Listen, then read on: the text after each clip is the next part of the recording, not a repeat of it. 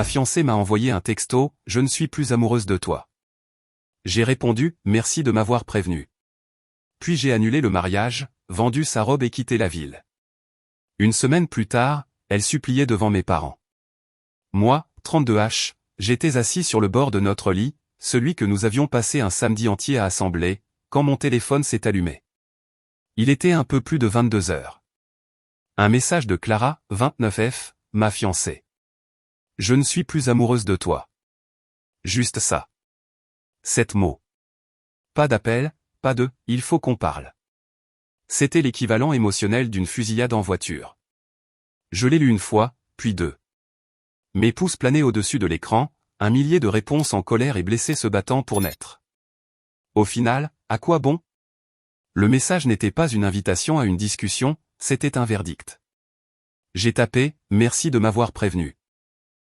Puis j'ai mis mon téléphone en mode avion, et le silence dans l'appartement que nous partagions est devenu assourdissant. Le seul son était le bourdonnement du réfrigérateur, une machine complètement indifférente au fait que mon monde venait de se fracturer. Je n'ai pas ressenti de rage. Pas encore. J'ai juste eu froid.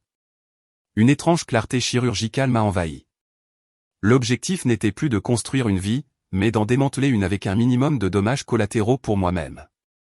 Le lendemain matin, je ne suis pas passé à l'action. Je ne pouvais pas.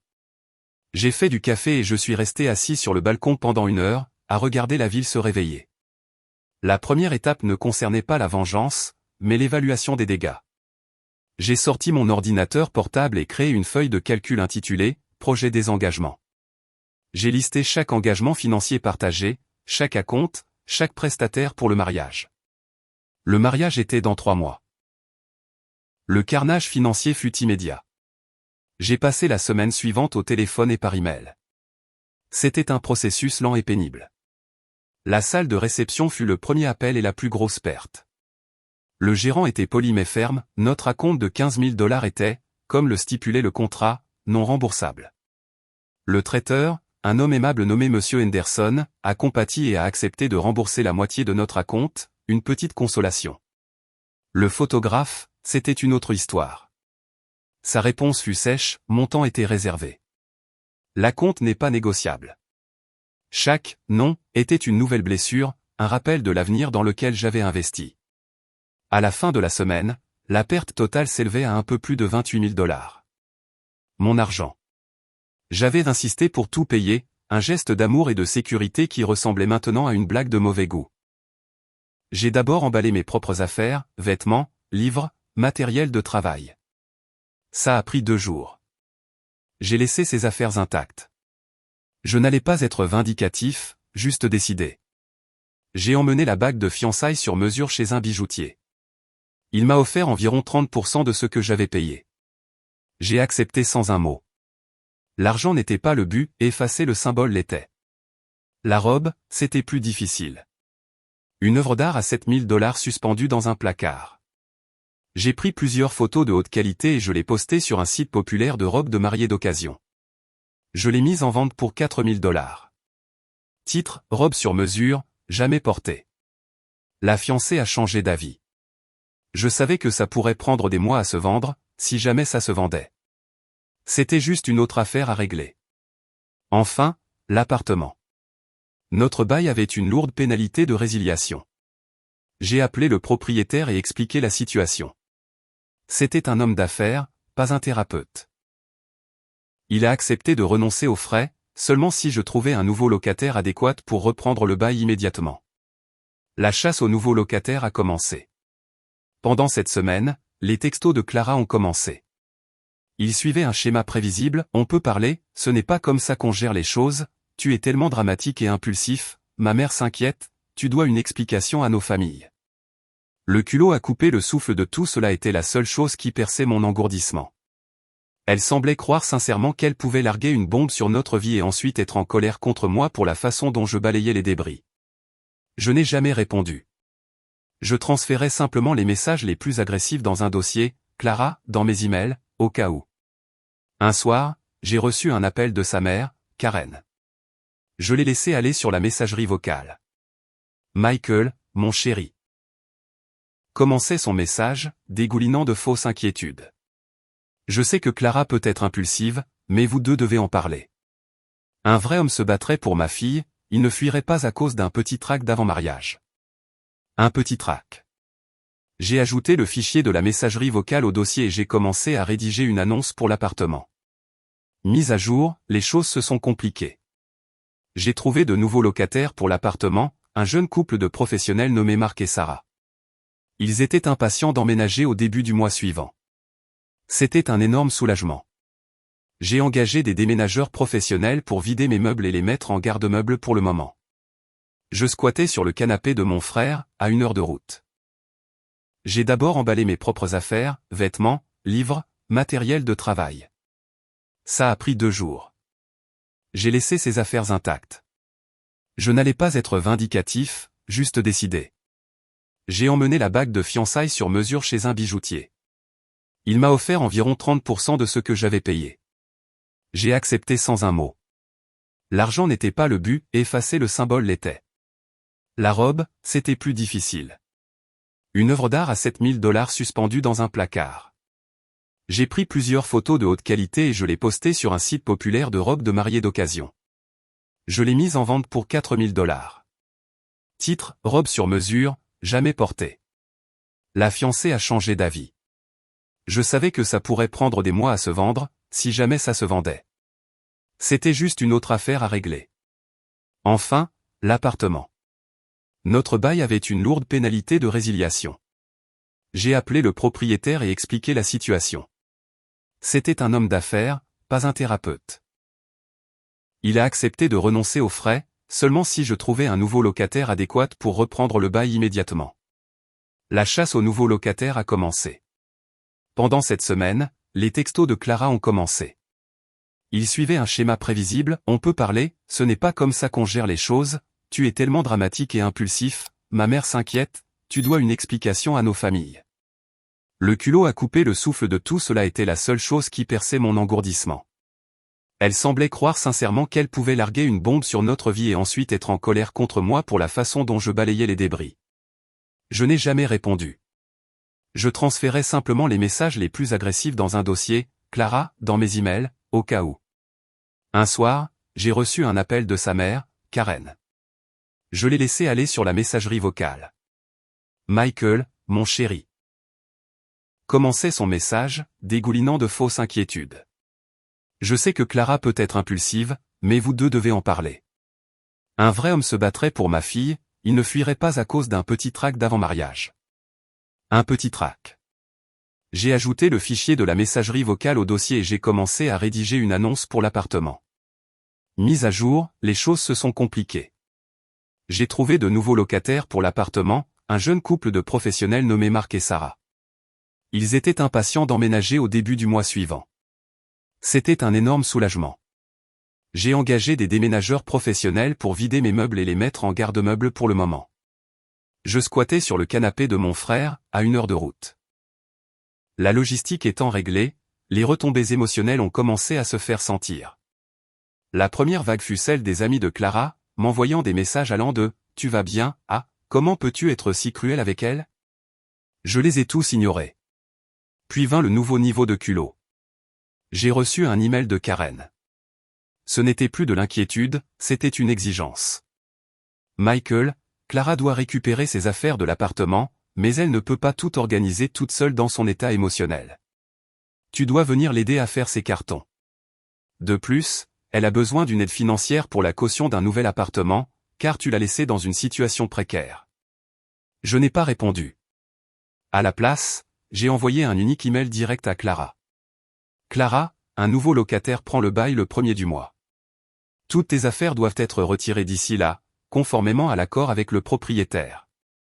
Je te suggère de demander de l'aide à ta mère. Je ne serai pas là. La réponse fut nucléaire. Une avalanche de textos sur le fait que j'étais un monstre froid et sans cœur. Puis, quelques jours plus tard, mon frère m'a appelé alors que j'étais au travail. Mec, tu as de la visite. J'ai su tout de suite.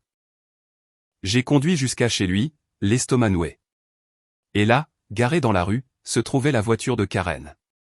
Elle et Clara se tenaient sur le trottoir, se disputant avec mon frère, qui avait les bras croisés, bloquant la porte. Michael, s'écria Clara en me voyant, comme si j'étais celui qui lui avait fait du tort. Ton frère ne nous laisse pas entrer. C'est la maison de mon frère, Clara. Vous n'étiez pas invité, dis-je d'une voix blanche. Il faut qu'on parle, intervint Karen en s'avançant. Ton comportement est effroyable. Tu as embarrassé notre famille. Clara a fait une erreur et tu as tout détruit. Une erreur, ai-je demandé. Rompre des fiançailles par SMS est une erreur? Ou est-ce que l'erreur, c'était de se faire prendre? Clara tressaillit, et pendant une seconde, je l'ai vu, un éclair de culpabilité. Mais il a été rapidement remplacé par de l'indignation. Qu'est-ce que ça veut dire? Je n'avais aucune preuve, juste l'intuition que son texto « Je ne suis plus amoureuse de toi » cachait une vérité plus sordide. Mais je n'avais pas besoin de preuves. Le résultat était le même. Ça veut dire que c'est fini, dis-je. Que veux-tu que je fasse? Je ne peux pas me permettre un nouvel endroit toute seule tout de suite, gémit Clara. Et je ne peux pas tout déménager moi-même. Tu dois m'aider. Non, je ne dois pas, dis-je. C'est la conséquence directe de ton choix. Tu es une adulte, débrouille-toi. J'ai commencé à entrer. Karen a crié derrière moi, nous allons parler à notre avocat. Tu ne peux pas l'abandonner comme ça. La menace était si absurde que j'ai failli rire. Je suis entré et j'ai fermé la porte. Elles sont restées dehors encore 10 minutes, puis sont finalement parties. Le lendemain, j'ai payé un service pour que toutes les affaires restantes de Clara soient professionnellement emballées et déplacées dans un garde-meuble. J'ai payé pour le premier mois. J'ai posté la clé du garde-meuble à l'adresse de sa mère en courrier recommandé. Une rupture nette. Je pensais que ce serait la fin. J'avais tort. Le vrai cauchemar allait commencer. Mise à jour 2. L'appel est venu de Marc, le nouveau locataire, le 2 du mois, le lendemain du début de son bail. Michael, désolé de te déranger, mec, mais on a un problème. Il y a quelqu'un dans l'appartement. Il dit qu'il vit ici. Mon sang n'a fait qu'un tour. Comment s'appelle-t-il? Léo, dit Marc. Il dit qu'il est le cousin des anciens locataires. Léo. Le cousin de Clara. Un habitué permanent des canapés des amis et de la famille. Tout s'est mis en place.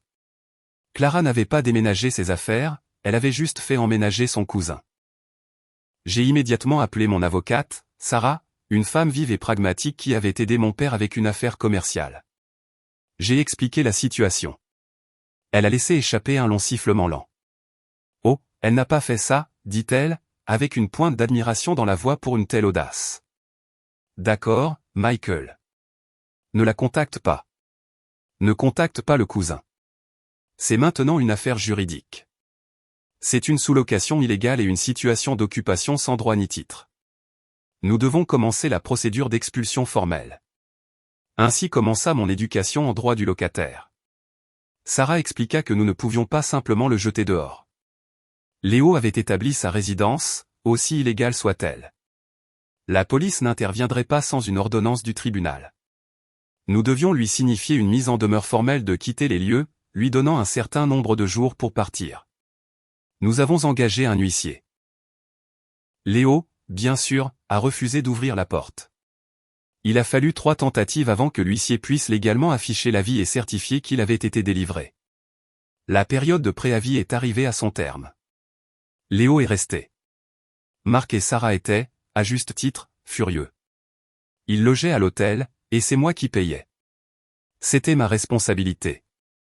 L'étape suivante consistait à déposer une plainte pour occupation illégale afin d'obtenir une ordonnance d'expulsion d'un juge.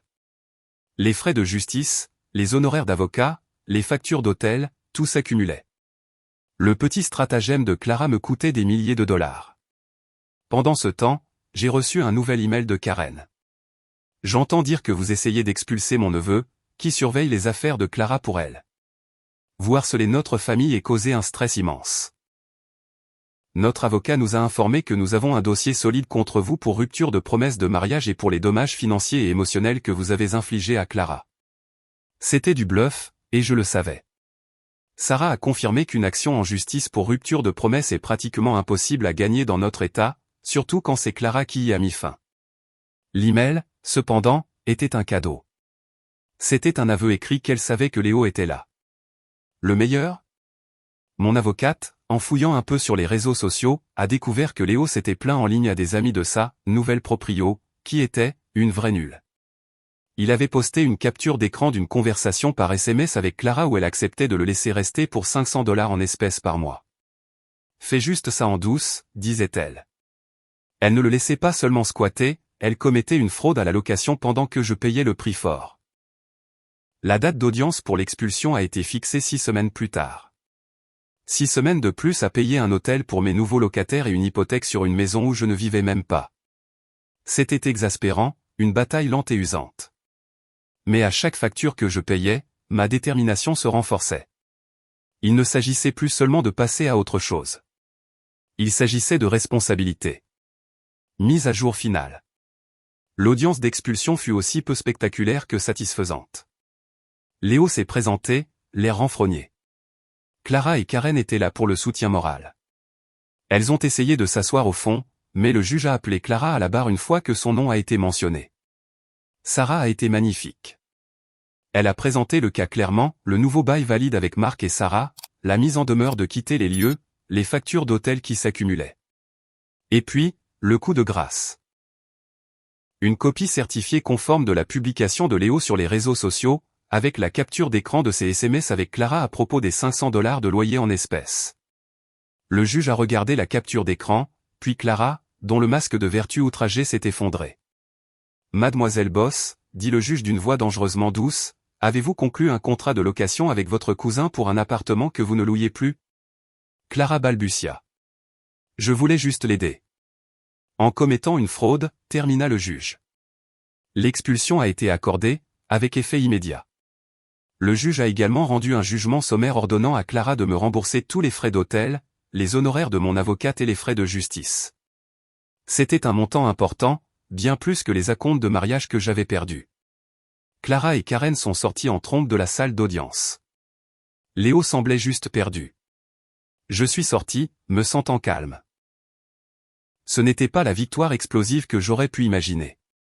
C'était le triomphe calme et méthodique de la procédure, des conséquences. La vie a continué. J'ai trouvé mon propre appartement dans un autre quartier de la ville. J'ai vendu la plupart des meubles que j'avais mis en garde-meuble, je voulais un nouveau départ. Mon frère et moi avons fait un week-end à la montagne, et pour la première fois depuis des mois, je me suis senti vraiment léger. La semaine dernière, j'ai reçu une notification du site de robes de mariée. Après presque 5 mois, la robe s'était vendue. Quelques jours plus tard, une lettre est arrivée à ma nouvelle adresse. C'était une carte de l'acheteuse, une femme nommée Amanda. À l'intérieur, il n'y avait pas un chèque, mais une photographie. C'était elle et son nouveau mari, debout sur une plage, rayonnant. Elle portait la robe, et elle était radieuse. Sa note était courte, Michael, je ne connais pas l'histoire derrière la robe, seulement qu'elle était destinée à un avenir qui n'a pas eu lieu. Je voulais que vous voyiez l'avenir qu'elle a maintenant. Merci. J'espère que vous avez trouvé votre propre paix. Et en regardant cette photo, la joie sur leur visage, j'ai réalisé que c'était le cas. La colère, l'amertume, elles avaient disparu, remplacées par un sentiment de paix tranquille. Les actions de Clara avaient eu des conséquences, oui, mais les miennes aussi. J'avais choisi d'être méthodique, pas malveillant. J'avais choisi de reconstruire, pas seulement de détruire. Sa trahison ne définit pas mon histoire. Le dernier chapitre, celui que j'écris maintenant, est entièrement le mien. Et c'est une bien meilleure histoire.